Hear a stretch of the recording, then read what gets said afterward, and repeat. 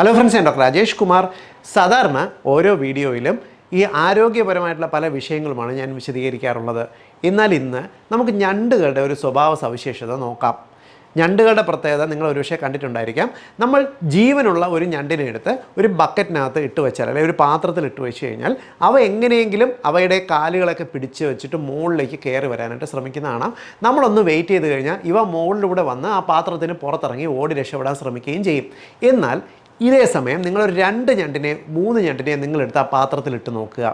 എന്നിട്ട് നിങ്ങൾ സാഹൂതം ഒന്ന് വാച്ച് ചെയ്യുക. ഈ ഒരു ഞണ്ട് പിടിച്ച് എങ്ങനെയും മുകളിലേക്ക് വരാൻ ശ്രമിക്കുമ്പോൾ മറ്റേ ഞണ്ട് അവയെ പിടിച്ച് താഴേക്ക് ഇടാൻ ശ്രമിക്കും. ഇങ്ങനെ ഈ 3 ഞണ്ടുകളും പരസ്പരം മുകളിൽ കയറാനായിട്ട് സമ്മതിക്കത്തില്ല. ഈ ഞണ്ടുകളെ നിങ്ങൾ നോക്കി നിന്നാൽ നിങ്ങൾക്ക് വളരെ കൗതുകകരമായിട്ട് ഈ കാഴ്ച കാണാനും പറ്റും. ഒരു ഞണ്ടായിരിക്കുന്ന സമയത്ത് ഒറ്റ മിനിറ്റിൽ ഇവ മുകളിൽ കയറി രക്ഷപ്പെടുമെന്നുണ്ടെങ്കിൽ ഈ 3 ഞണ്ടായിരിക്കുമ്പോൾ ഇവയ്ക്ക് പുറത്തിറങ്ങാനേ പറ്റത്തില്ല. ഇതിനകത്ത് തന്നെ 3 ഞണ്ടുകളും കിടക്കുന്ന ഒരു രീതി കാണാൻ സാധിക്കും. ക്രാബ് മെൻറ്റാലിറ്റി എന്നാണ് ഈ സ്വഭാവത്തിന് വിളിക്കുന്ന പേര്. അതായത് എങ്ങനെയെങ്കിലും ഒരു ഞണ്ട് പിടിച്ച് രക്ഷപ്പെടാൻ ശ്രമിക്കുമ്പോൾ മറ്റേ ഞണ്ടുകൾ അവയെ പുറത്തേക്ക് ഇറങ്ങാൻ സമ്മതിക്കാതെ പിടിച്ച് താഴേക്ക് ഇടുന്ന ഒരു സ്വഭാവം. ഈ ക്രാബ് മെൻറ്റാലിറ്റി മനുഷ്യരിലും ഒരുപാട് കാണുന്നുണ്ട്. നിർഭാഗ്യവശാൽ മലയാളികൾക്കിടയിൽ ഇന്ന് ഈ ക്രാബ് മെൻറ്റാലിറ്റി ഉള്ളവർ ഒരുപാടുണ്ട്. നിങ്ങൾ തന്നെ ഒന്ന് ശ്രദ്ധിച്ച് നോക്കി അറിയാം. ആരെങ്കിലും ഒരാൾ ജീവിതത്തിൽ എങ്ങനെയെങ്കിലും രക്ഷപ്പെടാൻ ശ്രമിച്ചാൽ കൂടെയുള്ളവർ കാലിൽ പിടിച്ച് താഴേക്ക് വലിച്ചിടും. ഒരു തരത്തിലും രക്ഷപ്പെടാൻ സമ്മതിക്കാത്ത ഒരു സ്വഭാവം കാണിക്കുക. അത് നേരിട്ട് കാലിൽ പിടിച്ച് വിടുന്ന ആയിരിക്കത്തില്ല, ചിലപ്പോൾ കളിയാക്കും. ചുറ്റും നിന്ന് കളിയാക്കി താഴേക്ക് വലിച്ചിടാൻ ശ്രമിക്കും. എന്തെങ്കിലും ഒരു കാര്യം ചെയ്യാൻ ശ്രമിച്ചാൽ അതിനെ അങ്ങ് നിരുത്സാഹപ്പെടുത്തും. ചിലവർ ഭയങ്കരമായിട്ട് വിമർശിക്കും, പലരും വഴക്ക് പറയും. ഇനി എങ്ങനെയെങ്കിലും രക്ഷപ്പെടാനുള്ളൊരു സഹായം കിട്ടുമെന്ന് തോന്നിക്കഴിഞ്ഞാലോ ആ സഹായത്തിന് അങ്ങ് മുടക്കാൻ ശ്രമിക്കും. ഈ സ്വഭാവമെല്ലാം ഈ ക്രാബ് മെൻറ്റാലിറ്റിയുടെ കീഴിൽ വരുന്നതാണ്. എന്തുകൊണ്ടാണ് ഈ ഒരു സ്വഭാവ സവിശേഷത? അത് ഈ കുടുംബത്തിനകത്തുള്ളവരായിക്കോട്ടെ, ഇല്ലെങ്കിൽ ചുറ്റും താമസിക്കുന്നവരായിക്കോട്ടെ, ബന്ധുക്കളായിക്കോട്ടെ, ചിലപ്പോൾ സുഹൃത്തുക്കളായിരിക്കും ഈ ചെയ്യുന്നത്. ഈ സ്വഭാവം ക്രാബ് മെൻറ്റാലിറ്റി ഇന്ന് മലയാളികളുടെ ഇടയിൽ വളരെയധികം കൂടി വരുന്ന സവിശേഷതയായിട്ട് കണ്ടുവരുന്നുണ്ട്. ഈ സ്വഭാവത്തിൻ്റെ പ്രത്യേകത വരുന്നതിന് 3 കാരണങ്ങളാണുള്ളത്. ഒന്നാമത്തത് ടോക്സിക് മെൻറ്റാലിറ്റി. അതായത് ഞാൻ പറയുന്നത് കേട്ട് ജീവിച്ചാൽ മതി, ഞാൻ പറയുന്നതിൻ്റെ അപ്പുറം പോണ്ട, ഞാൻ പറയുന്ന കാര്യം അനുസരിച്ച് ജീവിക്കാമെങ്കിൽ നീ അങ്ങോട്ട് പോയാൽ മതി എന്ന ഒരു ആറ്റിറ്റ്യൂഡിൽ ജീവിക്കുന്ന ടോക്സിക് മെൻറ്റാലിറ്റി ഉള്ള സുഹൃത്തുക്കളോ, ടോക്സിക് മെൻറ്റാലിറ്റി ഉള്ള കുടുംബാംഗങ്ങളോ, ടോക്സിക് മെൻറ്റാലിറ്റി ഉള്ള പാരൻസോ പലപ്പോഴും ഇതേ സ്വഭാവം കാണിച്ചു എന്ന് വരാം. രണ്ടാമത്തെ പ്രോബ്ലം എന്ന് പറയുന്നത് പലപ്പോഴും അസൂയ കൊണ്ടാണ്.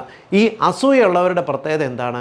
മുകളിലേക്ക് കയറി രക്ഷപ്പെടാൻ കൂടെയുള്ളവനെ സമ്മതിക്കത്തില്ല. ഇനി അവൻ രക്ഷപ്പെട്ട് എന്നെക്കാട്ടിയും വലിയവനായി പോയാലോ എന്നുള്ള ഒരു ഭയത്തിൽ എങ്ങനെയും പിടിച്ച് താഴേക്ക് ഇടാൻ ശ്രമിച്ചുകൊണ്ടിരിക്കും. അതിൻ്റെ കൂട്ടത്തിൽ സ്വയം താഴെ തന്നെ കിടക്കുകയാണെന്നുള്ളതൊന്നും അവർക്കൊരു വിഷയമില്ല.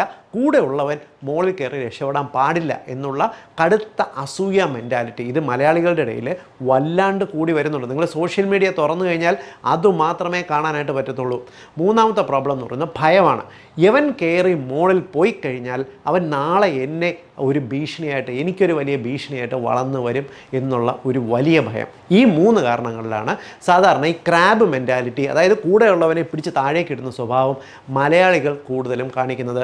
ക്രാബ് മെൻറ്റാലിറ്റി ഉള്ള ഈ ഒരു സ്വഭാവ സവിശേഷതയുടെ പ്രശ്നം എന്തെന്ന് പറഞ്ഞാൽ ഈ രക്ഷപ്പെടാൻ ശ്രമിക്കുന്നവനും ഒരു ഉയർത്തി കിട്ടത്തില്ല, കൂടെയുള്ളവനും താഴെ തന്നെ കിടക്കും. ഒരിക്കലും ഇവർക്ക് രക്ഷപ്പെടാൻ പറ്റത്തില്ല. ഇങ്ങനെ രക്ഷപ്പെടാതെ കിടക്കുന്ന ആൾക്കാരുണ്ട്, രക്ഷപ്പെടാതെ കിടക്കുന്ന കുടുംബങ്ങളുണ്ട്, രക്ഷപ്പെടാതെ കിടക്കുന്ന സമൂഹങ്ങളുണ്ട്. നമ്മുടെ നാട്ടിൽ പണ്ട് മുതലേ ആലോചിച്ച് കഴിഞ്ഞാൽ കേരളത്തിൽ ഈ ഒരു പ്രശ്നം കൂടുതലായിട്ട് കണ്ടുവന്ന് വരാം. ഈ ഒരു പ്രശ്നം മറികടക്കണം എന്നുണ്ടെങ്കിൽ ഒറ്റ വഴിയേ ഉള്ളൂ. ബോധപൂർവം ഒരാൾ രക്ഷപ്പെടണം. നമ്മുടെ എല്ലാം ഉള്ളിൽ ഈ ഒരു ക്രാബ് മെൻറ്റാലിറ്റി ഉണ്ട്. ഇത് മാറ്റിവെച്ചാലേ നമ്മളൊക്കെ രക്ഷപ്പെടുള്ളൂ എന്ന ഒരു ചിന്ത കൊണ്ടുവരികയാണ്. ഇത് മാറ്റാനുള്ള ഏറ്റവും നല്ല മാർഗം. അസൂയ ഉണ്ടാവില്ല എന്ന് പറയുന്നില്ല, അസൂയ ഉണ്ടാവും. കൂടെയുള്ള ഒരുത്തൻ പൊങ്ങി വരുന്ന സമയത്ത് അസൂയ ഉണ്ടാവും. പക്ഷേ രക്ഷപ്പെട്ടു പോകുന്നവൻ താഴെ നിൽക്കുന്നവനെയും കൈപിടിച്ച് കൊണ്ടുപോകും എന്നുള്ള ഒരു വിശ്വാസമുണ്ടെങ്കിലേ ഇത് മുന്നോട്ട് പോകാൻ പറ്റുള്ളൂ. ഇതിൻ്റെ ഏറ്റവും വലിയ തെളിവാണ് വളരെ ഉയർത്തുള്ള പടവുകൾ കയറിപ്പോകുന്ന സമയത്ത് ഒരാൾ കയറിപ്പോകുന്നതിനേക്കാൾ എഫക്റ്റീവായിട്ട് 2 പേരോ 3 പേരോ ഉണ്ടെങ്കിൽ കയറാൻ പറ്റുന്നത്. മലകയറ്റം നിങ്ങളൊന്ന് ആലോചിച്ച് നോക്കിയേ. പലരും ട്രക്കിങ്ങിനൊക്കെ പോകുന്ന സമയത്ത് ഒറ്റയ്ക്കൊന്ന് പോയി നോക്കിയേ വരുന്ന ബുദ്ധിമുട്ടറിയാം. എന്നാൽ നിങ്ങൾ സുഹൃത്തുക്കളുണ്ട്, 2-3 പേരുണ്ടെങ്കിൽ പരസ്പരം ഹെൽപ്പ് ചെയ്തുകൊണ്ട് വളരെ പെട്ടെന്ന് ഒറ്റയ്ക്ക് പോകുന്നതിനേക്കാൾ വേഗത്തിൽ നിങ്ങൾക്ക് മുകളിലേക്ക് എത്താൻ പറ്റും. അതുള്ള ഗുണം എന്തെന്നറിയോ?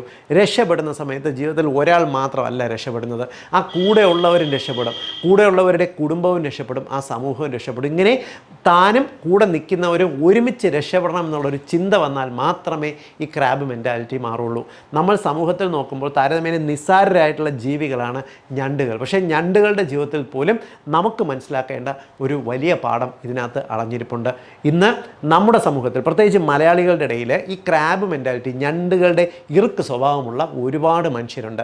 ഇത്തരം മനുഷ്യർ സ്വയം മനസ്സിലാക്കുക, അല്ലെങ്കിൽ നിങ്ങളുടെ കൂടെയുള്ള ആൾക്കാർ ഇത്തരത്തിൽ ക്രാബ് മെൻറ്റാലിറ്റി ഉള്ള സുഹൃത്തുക്കളാണോ, ക്രാബ് മെൻറ്റാലിറ്റി ഉള്ള ബന്ധുക്കളാണോ എന്നുള്ളത് സ്വയം തിരിച്ചറിഞ്ഞ് രക്ഷപ്പെടാനായിട്ട് ശ്രമിക്കുക. ഞാൻ എൻ്റെ ഒരു കുടുംബത്തിൽ ഞാൻ കണ്ട ഒരു അനുഭവം പറഞ്ഞുതരാം. എനിക്കറിയാവുന്ന ഒരു കുടുംബമുണ്ട്. വളരെ താഴെക്കടയിൽ നിന്നും ഗ്രാജുവലി വന്ന് ഒരു കഷ്ടപ്പെട്ട് ഓരോ ദിവസത്തെ ഒരു അന്നത്തെ അധ്വാനം കണ്ടെത്തി ജീവിക്കുന്ന ഒരു കുടുംബമാണ്. അവിടുത്തെ യുവാവ് പയ്യൻ അത്യാവശ്യം നന്നായിട്ട് പഠിച്ചു. ആ പയ്യൻ്റെ അച്ഛൻ മരിച്ചുപോയി. അമ്മയ്ക്കൊരു ചെറിയ ബിസിനസ് ഉണ്ട്, ജീവിച്ചു പോകുന്നു. ആ പയ്യന് ദുബായിൽ ഒരു ജോലി കിട്ടി. താരതമ്യേന ചെറിയൊരു ജോലിയാണ്, 30,000 രൂപ വരെ ഒരു മാസം ശമ്പളമുണ്ട്. അവൻ ഇപ്പോൾ വിവാഹം കഴിഞ്ഞു.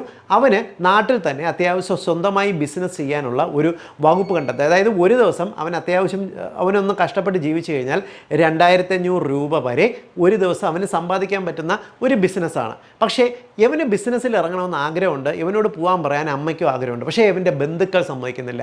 അമ്മയുടെയും അച്ഛൻ്റെയും ചുറ്റുമുള്ള ബന്ധുക്കൾ പറയുന്നു, വേണ്ട, അവനൊരു മാസം 30,000 കിട്ടുന്ന ശമ്പളമുള്ള ജോലി ദുബായിലുണ്ടല്ലോ, അവൻ അവിടെ നിന്ന് ജോലി ചെയ്താൽ മതി. നാട്ടിൽ വന്ന് അവന് പോയി ബിസിനസ് ഇറങ്ങിയാൽ ബിസിനസ്സിനകത്ത് നാളെ ഭാവി ഉണ്ടോ എന്നുള്ള കാര്യത്തിന് സമ്മതിക്കുന്നില്ല. ഒരു കാര്യവും ബന്ധുക്കൾ സമ്മതിക്കുന്നില്ല. അവസാനം നിസ്സഹായനായി ഈ യുവാവ് അവിടെ തന്നെ ജീവിക്കുന്ന ഒരവസ്ഥയുണ്ട്. ഇത് ദുബായിൽ അല്ലെങ്കിൽ ഗൾഫ് ജോലി ചെയ്യുന്ന ഒരുപാട് മനുഷ്യർ നേരിടുന്ന ഒരു പ്രശ്നമാണ്. ചെറുപ്പകാലത്ത് നമ്മുടെ നാട്ടിൽ, നമ്മുടെ കേരളത്തിൽ തന്നെ ചെറിയ ചെറിയ ബിസിനസ്സുകൾ ചെയ്യാനുള്ള ധാരാളം അവസരങ്ങളുണ്ട്. എന്നാൽ ഇത് കളഞ്ഞ് അവിടെ പോയി എല്ല് മുറിയെ പണി ചെയ്ത് താൻ ഗൾഫിലേക്ക് പോകാനെടുത്ത കടവും വീട്ടി കുടുംബത്തിൻ്റെയും കഷ്ടപ്പാട് കഴിയുമ്പോൾ അവൻ്റെ നല്ല ജീവിതം കഴിഞ്ഞ് നാട്ടിലെത്തി വൃദ്ധനായി തൻ്റെ മകനെ എഗെയിൻ ദുബായിലേക്ക് കയറി വീണു. കാരണം നമ്മുടെ നാട്ടിലൊക്കെ ബിസിനസ് ചെയ്താൽ പൊളിഞ്ഞു പോകുമോ എന്നുള്ളൊരു ഭയത്തിൽ ജീവിക്കുന്ന ഒരുപാട് കുടുംബങ്ങളുണ്ട്. ഇങ്ങനെ പല ഞണ്ടുകളും പിടിച്ചു വലിച്ച് തന്നെയാണ് ജീവിതത്തിൽ ഒരു അഭിവൃദ്ധി. ബിസിനസ് ചെയ്താൽ പൊളിഞ്ഞു പോകുന്നുള്ളതല്ല, ബിസിനസ് ചെയ്ത് രക്ഷപ്പെടുന്ന എത്രയോ പേരുണ്ട്, അവരെയൊന്നും ഇവർ കാണത്തില്ല. ഇങ്ങനെ താഴേക്ക് പിടിച്ചു വലിച്ച് രക്ഷപ്പെടാനുള്ള അവസരങ്ങളെ പോലും ഇല്ലാതാക്കുന്ന ഞണ്ടുകളെ മനസ്സിലാക്കി കുടുംബത്തിൽ നിന്നും മാറ്റി നിർത്തുക. ഇത്തരത്തിലുള്ള ഞണ്ടുകളെ നിങ്ങൾക്കറിയാമെന്നുണ്ടെങ്കിൽ നിങ്ങളുടെ കുടുംബത്തിൻ്റെ അറിവിലേക്കായിട്ട് നിങ്ങൾ ഈ സത്യാവസ്ഥ ഷെയർ ചെയ്യുക. ഇത്തരം ഞണ്ടുകളുടെ പിടിയിൽ നിന്നും നമ്മുടെ മലയാളികൾ രക്ഷപ്പെടുക തന്നെ വേണം. വീണ്ടും മറ്റൊരവസരത്തിൽ മറ്റൊരു വിഷയമായി കണ്ടുമുട്ടാം. ബൈ.